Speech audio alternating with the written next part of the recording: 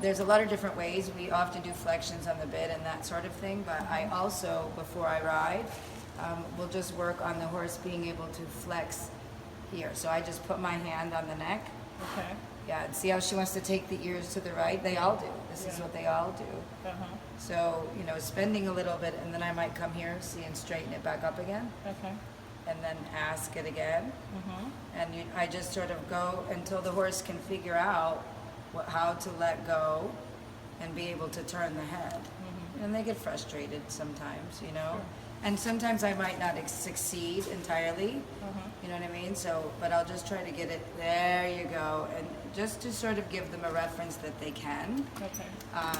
Usually I do it before I ride, because I don't want to do any flexions on the bit until the horse can actually move its head. Sure. Because I'm just going to start, because that's good too, to do flexions on the bit, but for me, I like to start here, there we go. So it's really just a matter of them realizing that they can actually do it, you know, and there's no set way to do it. You're just looking basically for the horse to be straight and turn its head and not tip. So let's see, the other side I'm curious, because that's the side you have more trouble riding, Exactly. you know. So I think, I suspect I'm correct, because this is easier. So I think your trouble on the right rein riding has to do with the lack of mobility on the left.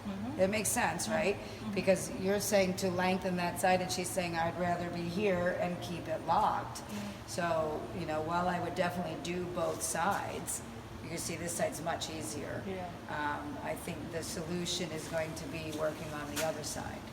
You know, and I would do it every day. I have a video I did of my horse 8 months apart, because my horse had an accident, got its mouth caught to the right and jerked his head. So the first video you can see he has like very little mobility, and then I show it 8 months later, and it wasn't just this, it was everything, but doing that every day really brought him relief and understanding.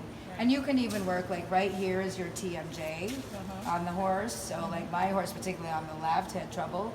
So once they have the flexions, you know, I work a little bit on maybe behind the ear, I work up in here, and you sort of just find where the horse might have tension. Here, this part here in the neck, a lot of horses have trouble with. See, even there, just me touching it, she's like, ooh. You know, so, you know, don't be afraid to experiment, but, you know, if you do that every day, like my horse, I don't do it anymore. I don't need to. I mean, I check it out once a week and make sure nothing's getting sticky.